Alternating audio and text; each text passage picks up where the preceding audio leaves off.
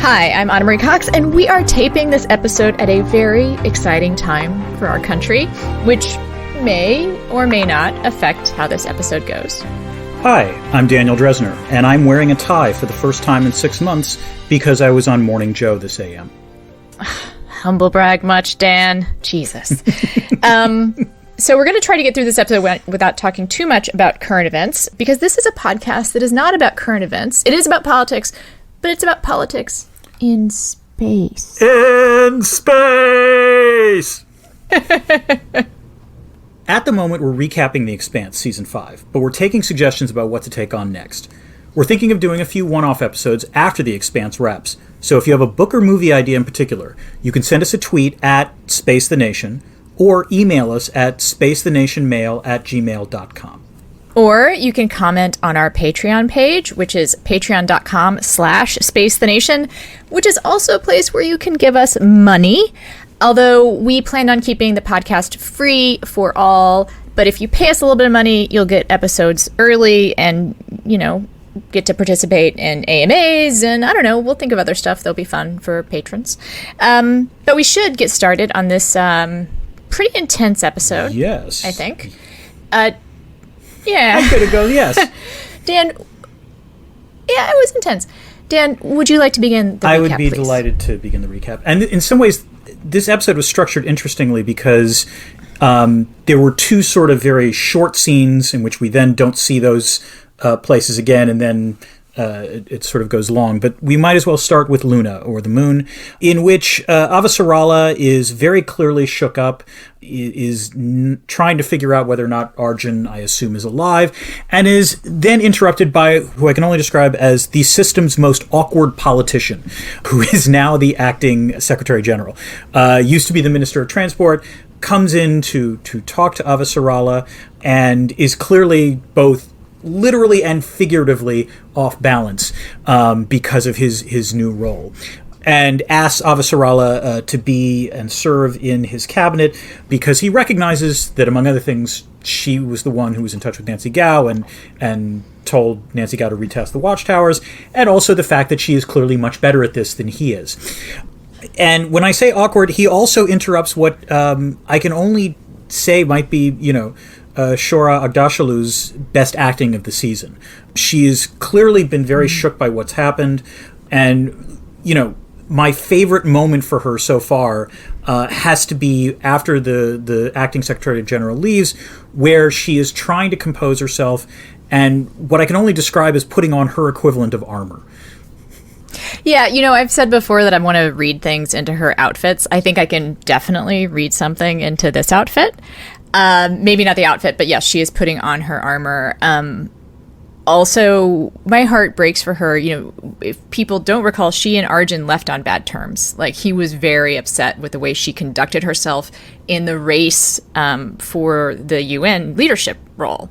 And so it was, framed in that way. It was like her profession versus her relationship. And that just carries forward now, right? I mean, like, the weight of the loss of her husband, but also if she had won, like, she might have actually been able to save everybody. What got me was literally, and I was actually awestruck by what she did in this moment, was this truly conflicting set of emotions as she realizes, on the one hand, she's still very shook up, as you say, by possibly Arjun's death or what's happening on Earth. But was I wrong, or is it also clear that there is a tiny bit of excitement in how she responds? She recognizes she's back in the game, is the way I would put it. Yeah, I think there is that tension, and that tension is a replay of what the tension was with Arjun, right? Like, she wants to be a leader if she is called to that in a very deep way, and it's to the detriment of her personal relationships. It just is. Like, I don't think that she can get that back. I also want to say about the Secretary of Transport, it's another tiny role that is played fully. Yeah. I loved that guy. I thought he was completely believable. I thought the situation was believable. I love that he didn't just give it to her, right? Which is something that I thought might happen. I thought he might just be like, why don't you run things? It's more human to not give the job away, right? but to still be deeply uncomfortable with it. I agree with you. It was as you say, he's on screen for what, maybe 3, 4, 5 minutes, and you learn a lot about him. Like, you know, you think, oh my God, he's an idiot when you first see him, and like he really does have the most awkward conversation with Avasarala. You know, literally asking her things and then realizing, oh my God, you know, of course, you know, her husband potentially is a problem. And then at the end, it becomes very clear, okay, he might not be the world's best politician, but he's also not an idiot. He's entirely aware that he is out of his depth. And, you know, if there's one useful trait in leadership sometimes, it's knowing what you don't know. And so props to him for recognizing that he was going to need Avasarala. Shall we move on to We should. And we again go from the very quick scene on Luna to a very quick scene on board the Rossi. It appears that Tycho Station, the techs there, have managed to debug the reactor, so they're firing up again. The same crew that was originally going to be on the Rossi from Tycho, including Bull, is set out to find the Zemaia, except now they have an additional passenger, who is Monica. The reporter basically says, no, I'm coming on this, and engages in what I can only describe as a big swinging dick contest with Bull about whether or not they actually are, you know, whether she belongs on there. And I've got questions for you about that. But just quickly, the one last plot point is that, you know, as Monica's being showed her quarters, Holden goes into his and discovers that there is a message from Naomi, which I believe we actually saw Naomi compose before she was taken captive in a sort of, if something bad happens to me, but although we don't see the message. But more importantly, Anna, you've been talking in previous episodes about, you know, Monica as a reporter. Did you like her badassery in this particular sequence? I admit it is more than I would do to get a story. I thought it was pretty great. She does point out the big swinging dick contest. She points out, like, she was there for the first, you know, entry into the ring gates. Like, yes, which I have to say, Bull, it was like, you know, okay, yeah, you know what? Yeah. I think that's a trump card you get to throw out on that in that particular moment. Yeah, that's right. The other thought I had was, so this is a military mission that they're going on, and I know that news organizations generally have to pay full freight to send people to be embedded in either a military context or on a campaign or, you know, with a politician. And it costs an exorbitant amount of money. Like, it's thousands and thousands of dollars to simply, like, cover the president for one day. And that made me wonder who's paying Monica?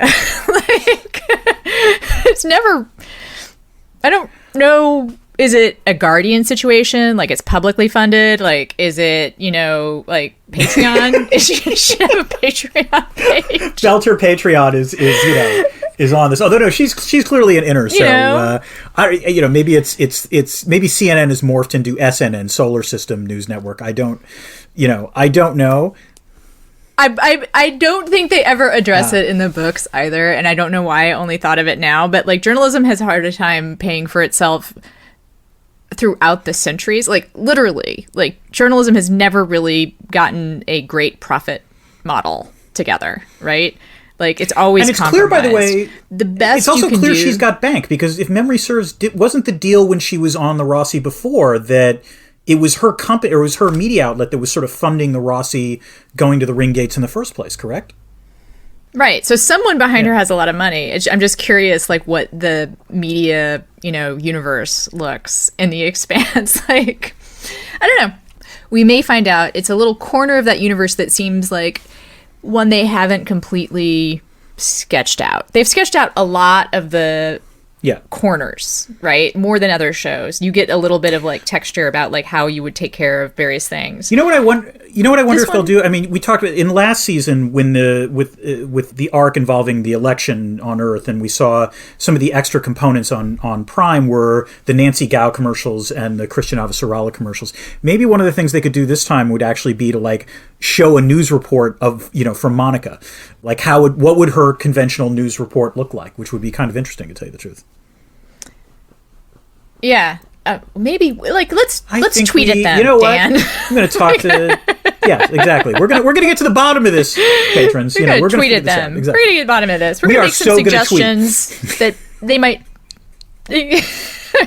All right, next stop is the Razorback, which, if you recall from the end of last episode, was fleeing an MRCN destroyer now occupied by Belters.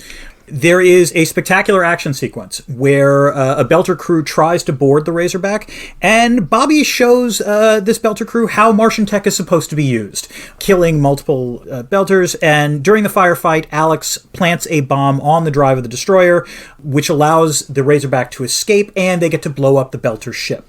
This suggests two things to me that I think are worth noting for the future.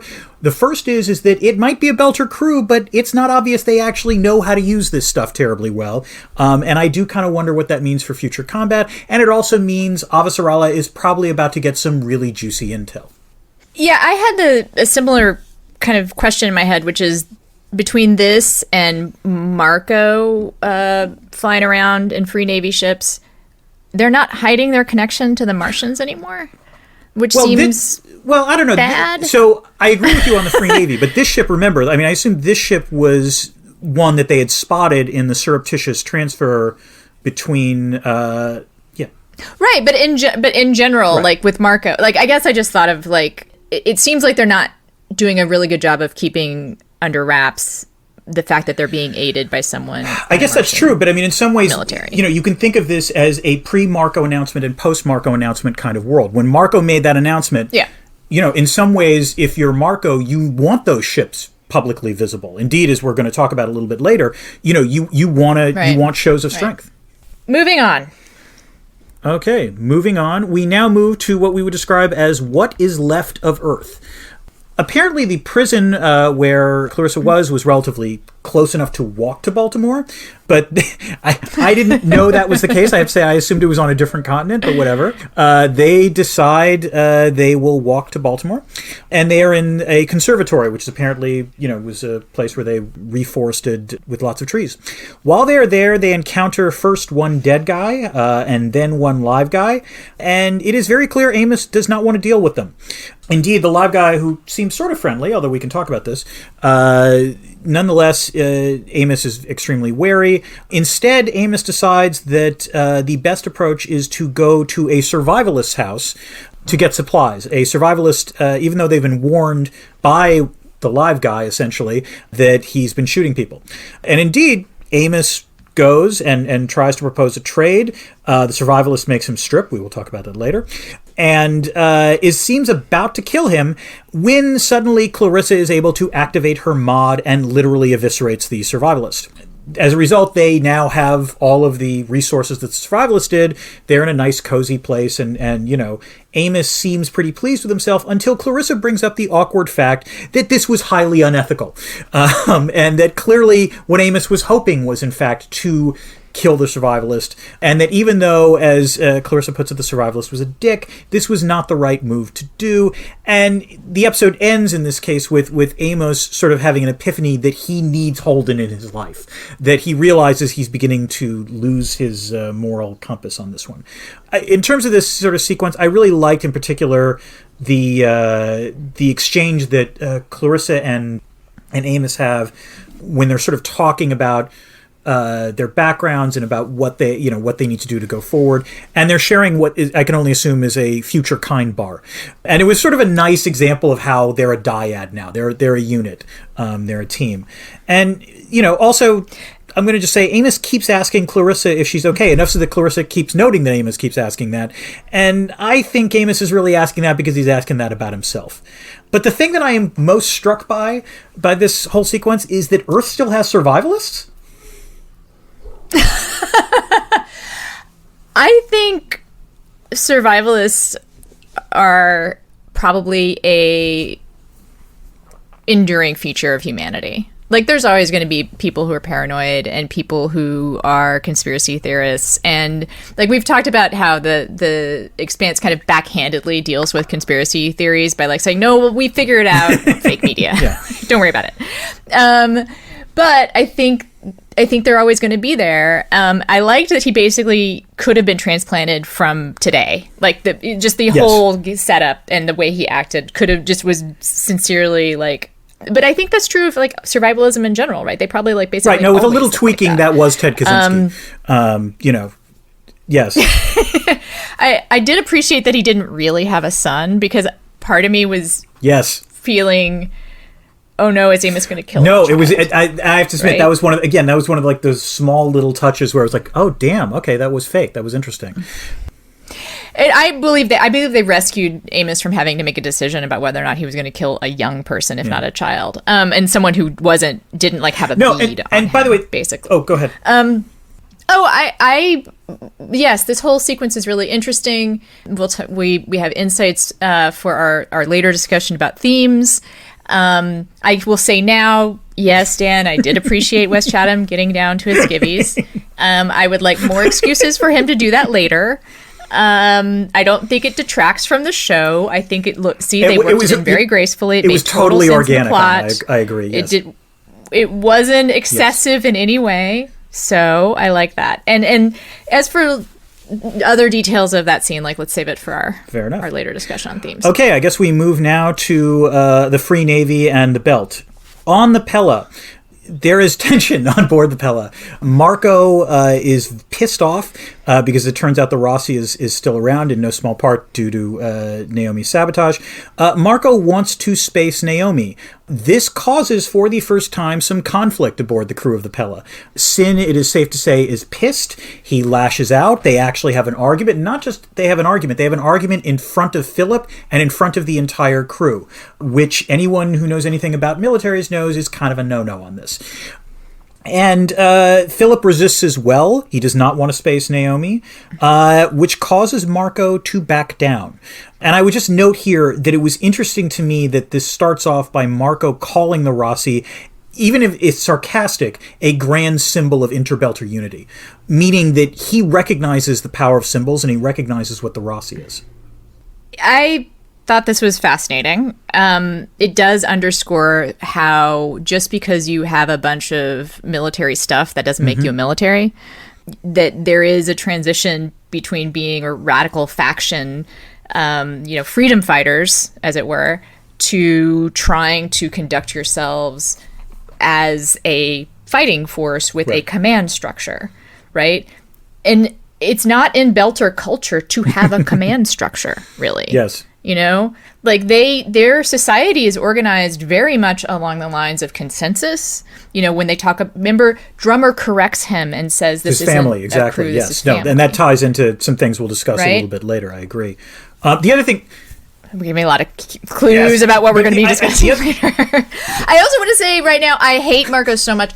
He's so charismatic and everything, but like sometimes like his expressions, I just wanted to slap him. Like he's such an asshole. Like when he says to Philip, like when he asks Philip about spacing Naomi, I just like, you dick. Like what are you doing? Like he's like, I mean, it's a great actor, clearly. That I feel. No, I agree with you. Keon Alexander has really impressed me, and also, by the way, like the voice is tremendous because, like, if you hear him in like any of the after episode conversations, he's got a North American accent basically, and yeah, it's fascinating to me how well he plays a homicidal, charismatic leader. The other thing I would add, by the way, is that in some ways you can argue this might be an inflection point because this is really the very first moment we're seeing Marco encounter difficulty. Every time we've seen Marco up till now, it's clear he's the one who is the architect of the grand plan. Again, it's sort of an inflection point because it's really the first time that Marco encounters something not going according to plan. And, this is sort of a classic trope in terms of any kind of fiction, but it's nice to see that really, he's not superhuman. He's not the Mary Sue, as it were. He's not, someone who knows everything. And indeed, I suspect we are going to see more flaws of Marco as a leader as we go forward. Speaking of leaders, we now move to the Drummer faction. They have set up their rendezvous with Marco. It is safe to say that Kamina's crew/family is a bit worried about how she's going to deal with Marco. Kamina learns in the meeting that Marco has far more firepower than she expected, that he has all of these Martian ships, and also clearly has Black Sky and Golden Bow factions, in which, as one of her friends puts it, will mean that half the OPA will potentially rally to the Free Navy. Marco, again being a dick, asks Drummer to join, but does so from one story up in the sequence. And her faction debates it. And her faction basically decides they have no choice. that they are better off with Marco, even if he's a homicidal maniac, than without him. Oh, I would say my read on that is he will kill them if they don't join. Like, this is a false choice. He's like, yes. he says, and it's almost transparent almost, where he's like, oh, and she's like, what if we don't join? He's like, oh, well, then you go on your merry way. I mean, no, and also no, there's the will kill them. One of Marco's crew. It's interesting. Marco says that, but like literally in Drummer's first interaction with the Marco's faction, the woman whose character's name escapes me, basically makes it clear, yeah, we will fire on your ass if you leave without joining. So they decide they have no choice. As a result, they exchange crew members as literally what Marco describes as tribute. Marco introduces Philip to Kamina, and they chat because, among other things, Marco says that Kamina knows Naomi pretty well and that they had served on the Behemoth. And Philip sort of accidentally lets slip that Naomi is on board the Pella, not in so many words. At which point, Philip goes to visit Naomi, and they start to talk to Marco's incredible irritation because he can observe all this from his command center. The thing that I thought was particularly interesting, and again, this harkens back to what we've talked about in previous podcasts, is that Marco clearly thinks he's already won. He thinks the game is over. And Drummer is quite aware that there will be more rounds of this game to be played. Yeah, I think it's important, the fact that they don't have a choice, that he will kill them if they don't join, I think is important to see, because there's so much going on inside Drummer, right? Like, she's trying to balance out the concerns of her crew/family. She also has, I think she might try to deny the connection she has to inner Belter peace. But I think Fred Johnson had a huge effect on her. Oh, I mean, right? Like, he was her mentor. He was her family. And I think her emotional connection to having a peaceful, coexistence is pretty strong. I think it's safe to say, also, it's not just Fred Johnson. I think Ashford had an effect on her as well. Clearly Ashford, who, was the ghost knife, nonetheless, throughout the entire time he's on this series, makes it very clear the only path we have forward is to cooperate with the Belters. And indeed, there is a remarkable exchange between Marco and Drummer in which they basically are sort of talking about what is the best way for Belter society to survive going forward. As you put it, Marco is just the best goddamn villain. He really is, precisely because he has such a pretty face. Yeah. I believe we are skirting around the edges of some international relations theory discussion here. Like, that there is IR in this episode. Dan, what will you tell me? Is there IR in this episode? Anna, there most definitely is some IR in this episode. And, it's both security and, what we would, I guess, call intersystem political economy. But in terms of security, I think the contrast that I found most noteworthy was between what happens with Amos and Clarissa on what is left of Earth versus the Drummer faction in response to threat, which is on Earth, Amos and Clarissa make it very clear, or Amos makes it very clear, that he thinks Earth as we know it is breaking down, that he is now operating in a realm of anarchy. And when he's operating in a realm of anarchy, his level of trust is non-existent. And so he simply refuses to cooperate with anyone outside of Clarissa. And indeed, it actually engages in what we would, I guess, describe as balancing behavior, because his first move is to go against the strongest actor in the conservatory, who is the survivalist. Whereas, on the other hand, when we talk about the Belt, the Drummer faction, I think it's safe to say, I mean, there are some people who are literally horrified by what Marcos has done, but most of them have some sympathy. But there is a great sequence where basically one of Drummer's crew basically says, "This isn't a choice. Marco says we have a choice, but we don't really have a choice."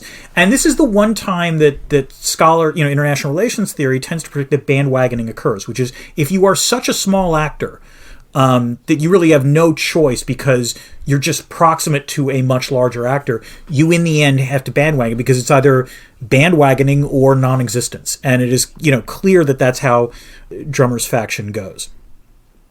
The only thing I am very curious about from a IR political science perspective, not the only thing, but the thing that jumped to my mind when I was watching this is when Marco says, "Oh right, food." Like, we got it. It's covered. Yeah, hand wave. We got it. It's okay. Because I had not thought about it, although it is mentioned in the books. I should have remembered this, that when you destroy Earth, you destroy the breadbasket of the universe as the known universe.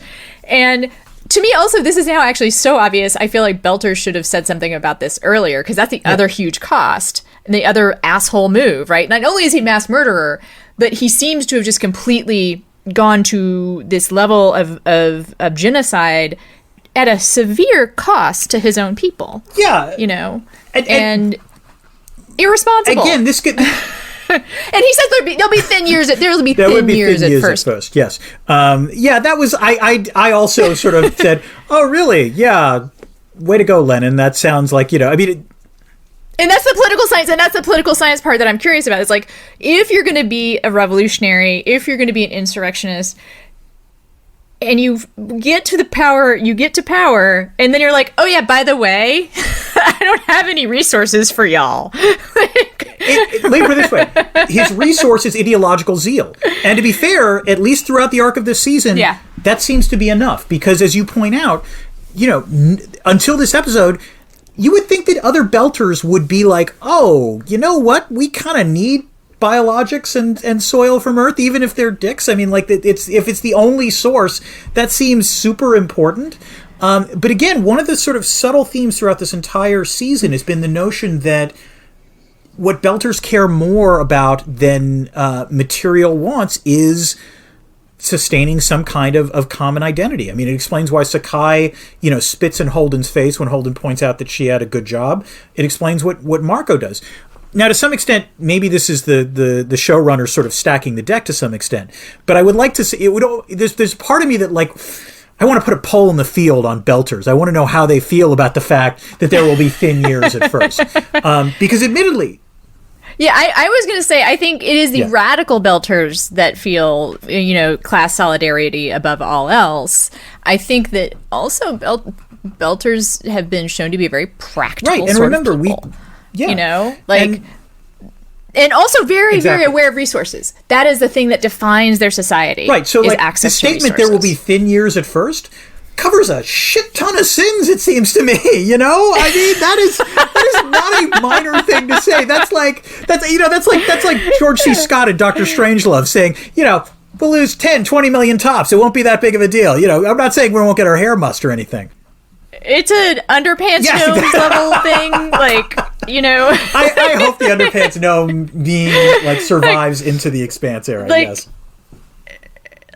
Destroy Earth is 1, and then 3 is have fabulous Belter society, and then 2 is Exactly. And so this in some ways was the sort of intersystem political economy point, which is even if in terms of security there's anarchy right now, no one trusts anyone, there usually tends to be more cooperation in the economic sphere because often, the exchange of goods and services tends to be win-win. And so, Marco, by his actions, has obviously devastated Earth, but he's impoverished the belt as well, at least in the short term. And so I guess an interesting question is, to what extent does Marco's ideological zeal and the fact that he seems to be winning cause people like Drummer to bandwagon as opposed to fomenting insurrection?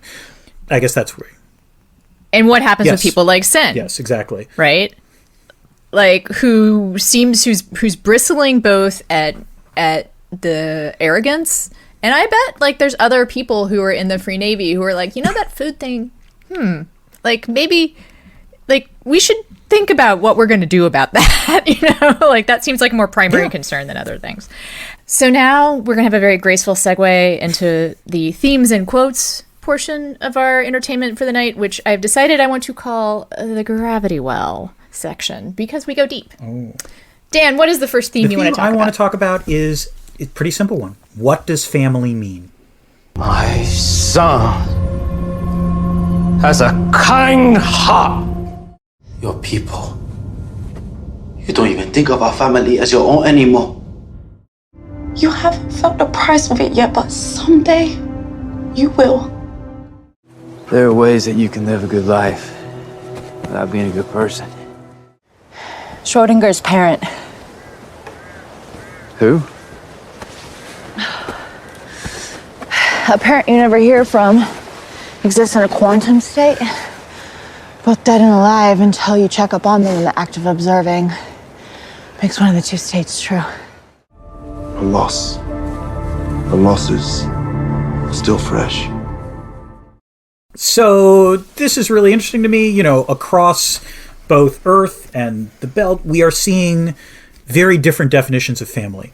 You know, and this goes to this question of, you know, is your family who you work with? Is your family who you choose? Is your family who is your blood, your genetics? And, you know, we're seeing this in terms of Amos and Clarissa. We're seeing this in terms of Marco and his very broken family. And I particularly liked, I have to say, you know, Clarissa's comment about Schrodinger's parent. That felt like the most 20th century aspect of this particular episode. I did have a moment of like, I wonder, it's still a reference? Still a current reference? As I have been saying for a few episodes now, I think there's a nature-nurture exploration happening in this season. Well, it's been throughout The Expanse, is what do we take from our parents, our family of origin, and what do we create when we have a family of choice, right? That is the most dramatically illustrated in the family of choice that is the Rossi. You know, like that is a family that has come together through kind of happenstance, but now it's actually like a model family, right. Really. It's like one of the most, you know, non-dysfunctional units of people I've ever seen. The only time it was dysfunctional is when Holden and Naomi didn't admit that they wanted to bone each other. So once that got settled, pretty easily, yeah. They seem to everything. No, seems and to again, have worked out I think well. it's telling that the episode ends with Amos, for lack of a way of putting it, Amos recognizing that the way he has navigated his life since leaving Baltimore has been what I can only describe as the most rational approach that a possible sociopath might pursue, which is he knows that he has the potential to be that guy, and while I think he's willing to be that guy at times, he doesn't generally want to do that, and he only wants to be that guy for the purposes of the greater good. And so he latches on to Naomi, and then he latches on to Holden. He realizes that, you know, when he's the one in charge, he's not always necessarily going to make the right choices. That gives us a smooth segue into Excellent. The things I wanted to talk about, which is basically malignant narcissists and sociopaths. After what she nearly did I have to see her again, I swear. You will do what I tell you to. Do it yourself! He made me a fighter. He loves me. He loves himself. But you don't know anything about him. I know he wouldn't die for you. But he would let you die for him. No throne? This is a war For a war you started. For a war I won. I have killed. But I'm not a killer. Because a killer is a monster. And monsters aren't afraid. We went out of our way to murder someone and take his stuff just because we needed it. It's not the kind of thing good people do. Not even bad people trying to live like good ones.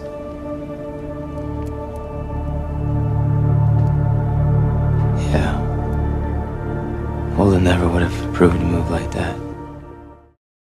So there are actually a couple things from your section that I could put in my section. I feel like there is the whole idea you can have a good life without being a good person, which is Amos kind of copping to his lack of a native moral compass, right? And there also is this idea you haven't felt the price of it yet, but someday you will. Naomi is putting forward, I think, with fairly good evidence that Philip is not a sociopath, that he will at some point feel the moral burden of having participated in genocide. I mean, I think she's hoping that is going to be the case, right? Marco does not. Right. He does not. He is a sociopath, right? And so I don't think we're intended to directly compare Marco and Amos, but I think they're useful kind of pair to look at and how you might handle being a sociopath. I don't know. Like the choices that people can make. Because the other theme that flows right in with nature and nurture is how much choice do people have, right? I think The Expanse argues that people have a lot of choice. I think that is ultimately the side that the show comes down on. And that it has to. And I think it also ties into basically something that had been nagging at me throughout the last couple episodes ever since Philip kidnapped Naomi, which is that, again, Naomi's in an odd position with regard to Philip. I mean, obviously, biologically, his mother, but like her efforts to connect with him it is safe to say not gone great. And I think what I found fascinating in this episode was the way that she actually connected with him was unintentional, which is she connects with him by showing the fact and revealing the fact that by her definition, her family is the Rossi. It's not necessarily Marco and Philip. And the joy that she expresses by knowing that the Rossi is, not blown up. And the satisfaction about serving on the behemoth with Kamina. I think that shows Philip a side of Naomi that he hasn't seen before. And it's weirdly, I think, something that he's obviously drawn to some extent. And it's the exact opposite, as you point out, of the way that Marco, runs his family and runs his crew. The line where I wanted to punch Marco the most, and there were many lines like that in this episode, but it was him saying, about Philip, he has a kind heart. The way he said that sentence was just devastating. I agree. And I also think that when he says, Marco made me a fighter, and her objection to that, and how Marco would not die for him. You're right. Like, in a weird way, like what she does when she exhibits her warmth for her Rossi family is show Philip that is what family can be. Yes. That is what you could have if you were part of a functional family. What you have is a sociopath as a father. And yes, he maybe made you a fighter, but that's like, what is that? I also think that we should bring in Clarissa here as an example of people who make choices. The poem that Clarissa cites about how she has killed, but she's not a killer because killers are monsters and monsters are not afraid. And, she's afraid. I think that gives us, we don't really need this insight. It's already been clear that Clarissa was never cut out to be a killer, right? Like, she's not like Amos, really. Like, I think Amos thinks that, maybe? Feels drawn to her. I wonder if he feels drawn to her because he realizes that she has made choices. Or it might... And I has would say regrets. maybe it's slightly different. I think that might be it. I think another way of thinking about it is that Amos sees Clarissa as someone capable of doing the things that Amos can do, but it is also clear that Clarissa has a conscience. Right, and she's made choices not to do that. Like, she participated in violence, and she committed violence out of a, conscious desire to commit violence, right? And she says in the episode, actually, I didn't put this in my quotes, but now I'm remembering, she says in the episodes, it felt good when I was doing those things. Like, she talks about how she committed these crimes and it felt good while she was doing it. Right, and she also says, I didn't think it all the way through. She also acknowledges that. And so this is also in some ways also about regret. And I will point out, I think that poem resonates with Amos pretty strongly because in a previous episode, he said, the last time I was afraid was when I was 5 years old. He literally has that line. So if monsters are not afraid... yeah. And that, of course, was right on the heels of him realizing he needs to get back to Holden. And as I said, again, I give props to the Expanse writers on this because they clearly set this up so that you're not supposed to feel too bad about the fact that they killed the survivalist because the survivalist was an asshole. The survivalist was clearly going to kill them.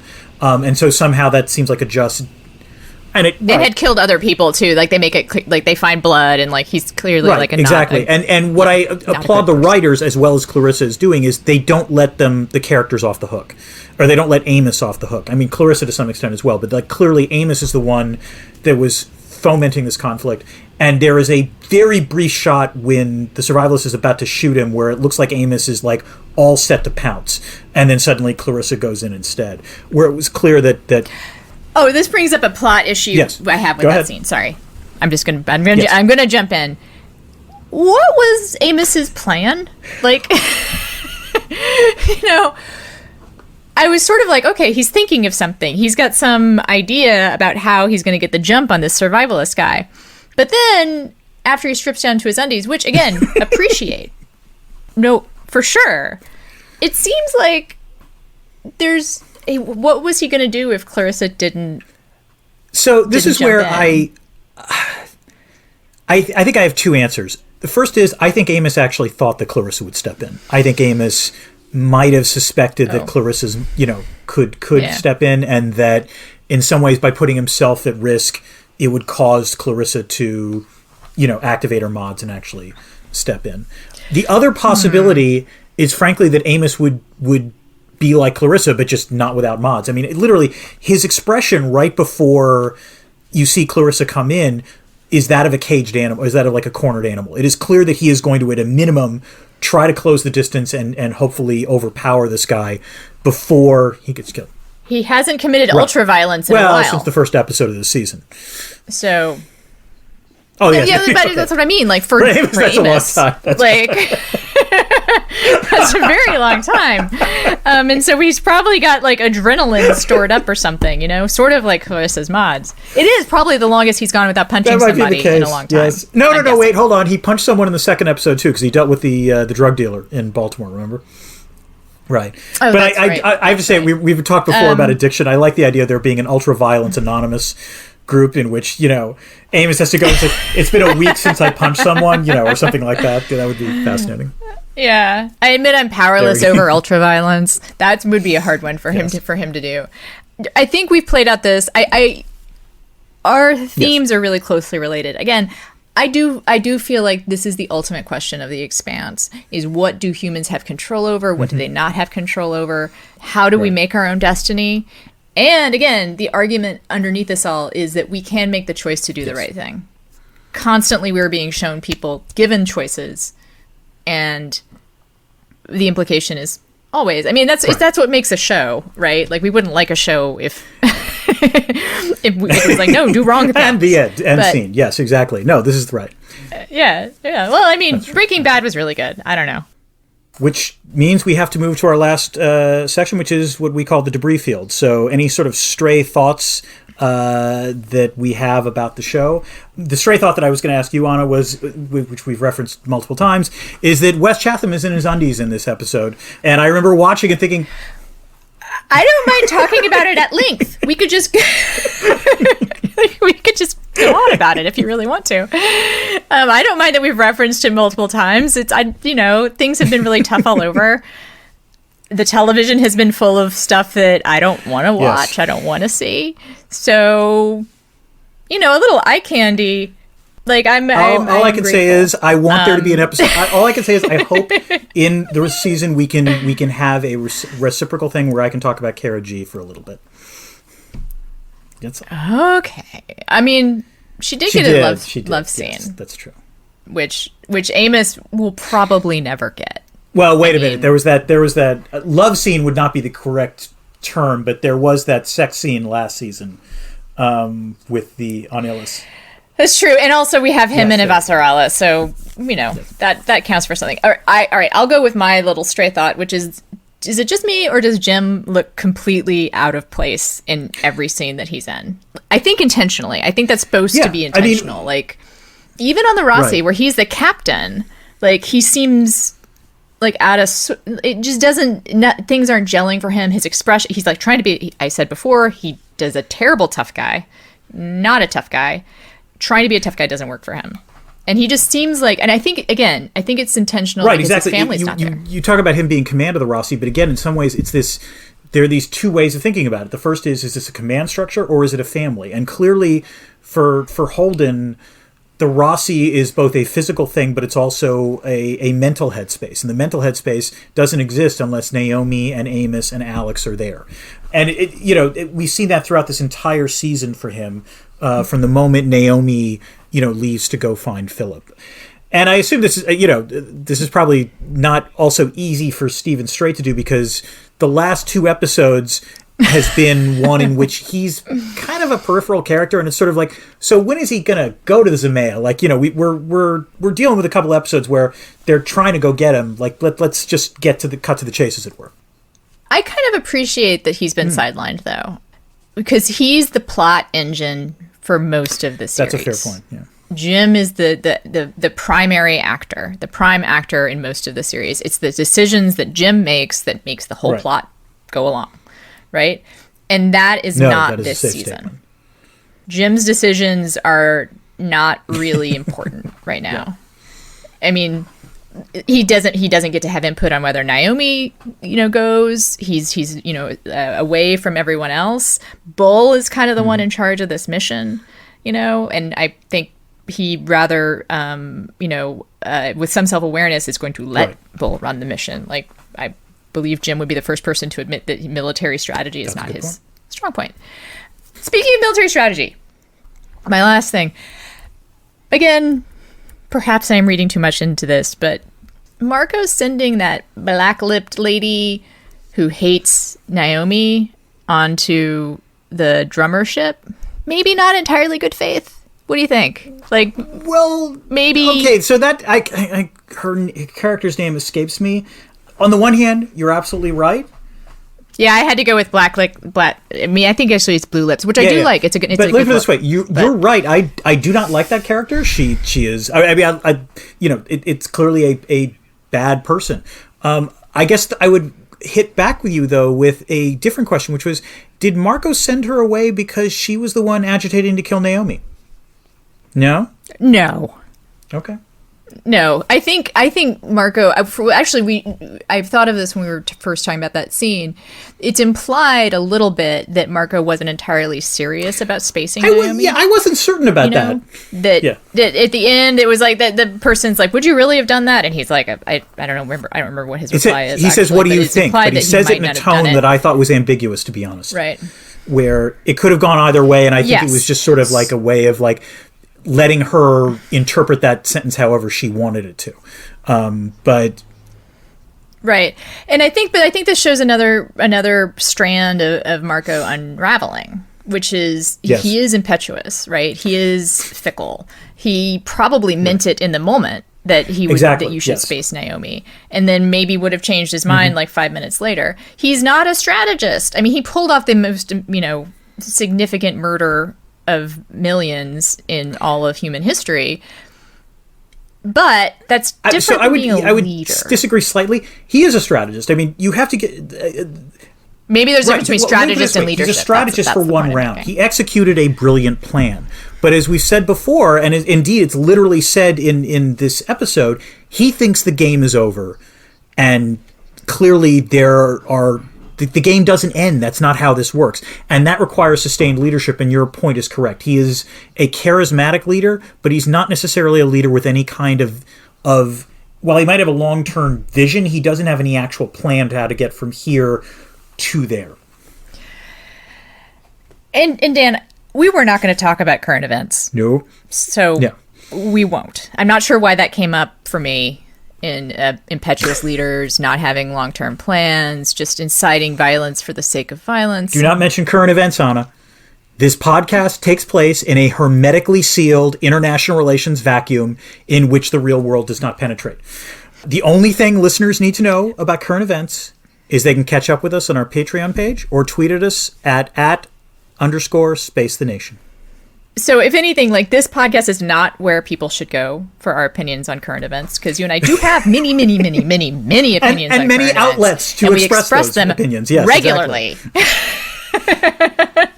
I have a podcast. You've got a column. I write columns. I write books. Yes. You're on TV. I'm occasionally on TV. You have books. So this is like the one place that we don't really express a ton of opinions on current events. Yeah, so don't come here for that.